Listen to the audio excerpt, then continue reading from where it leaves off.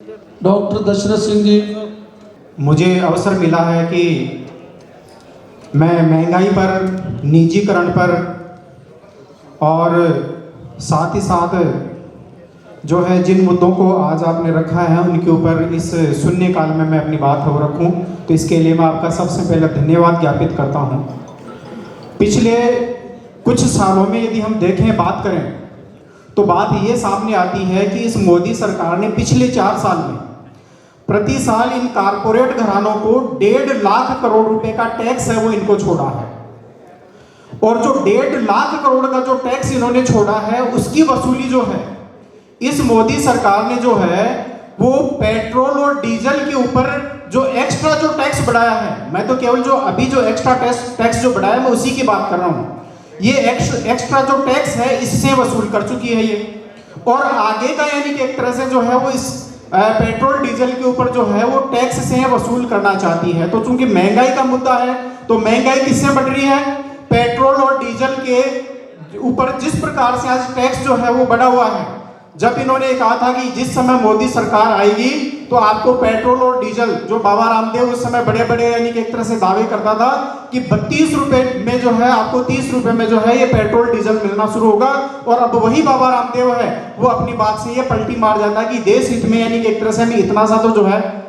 वो त्याग है वो करना ही चाहिए। तो मैं मोदी जी को और जो बाबा रामदेव जो है उनको भी मैं ये कहना चाहता हूं कि इस देश की जनता के हित के लिए आप इनके साथ में कुठाराघात कर रहे हो, किसानों के साथ में कुठाराघात कर रहे हो, यहाँ के मजदूरों के साथ में, यहाँ की आम जनता के साथ में आप कुठाराघात कर रहे हो, वो कितना घातक है। और इसके साथ साथ में भी इन्होंने बड़े मजे की बात देखी कि इस निजीकरण के इस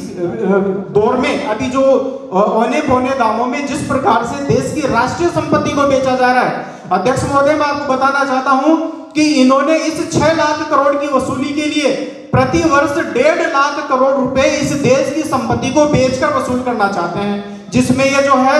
ये इसको BSNL को बर्बाद कर चुके हैं और आज उसकी स्थिति बड़ी खराब हो चुकी है।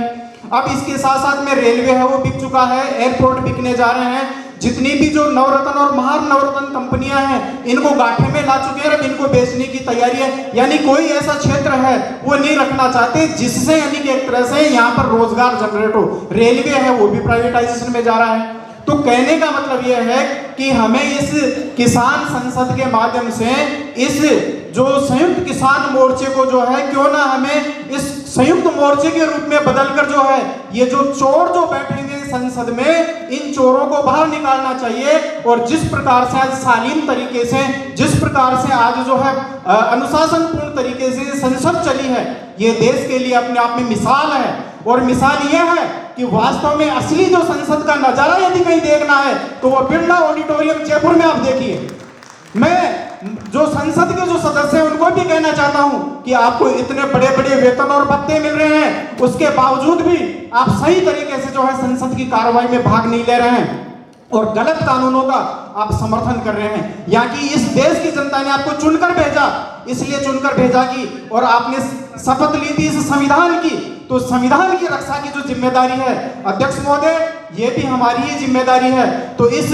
संयुक्त किसान मोर्चे को हमें संयुक्त मोर्चे के रूप में बदलकर और यह हमें इस देश के संविधान को बचाना है और साथ ही साथ जो OBC की जनगणना है उसको हमें करवाना है। बाबा साहब डॉक्टर अंबेडकर ने जिस समय वो प्रयास किया था उस प्रयासों के परिणाम स्वरूप जो काका लाल का कमीशन गठित हुआ था और उनकी सिफारिशों को जो है वो लागू नहीं किया था उस समय की जो है नेहरू सरकार ने, फिर जनता पार्टी के शासनकाल में जो है फिर से जो है नया कमीशन बना जिसको मंडल कमीशन कहा जाता है, और मंडल कमीशन की सिफारिशों को भी जो है वो लागू नहीं होने दिया गया और इस देश में एक नई लड़ाई शुरू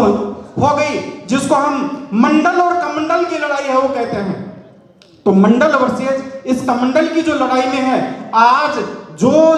यहाँ की जो देश के जनता को गुमराह किया जा रहा है उस जनता की तरफ जो है वो हमारी जिम्मेदारी बनती है, हमारे सब बुद्धिजीवियों की जिम्मेदारी बनती है, इस अन्नदाता की जिम्मेदारी बनती है कि हम जो है इनके लिए है वो सही दिशा में कार्य है वो करें और जो है इस देश को बचाएं, इस संविधान को बचाएं, देश के लोकतंत्र को बचाएं। यही मैं कहना चाहता हूं। धन्यवाद अध्यक्ष महोदय। धन्यवाद।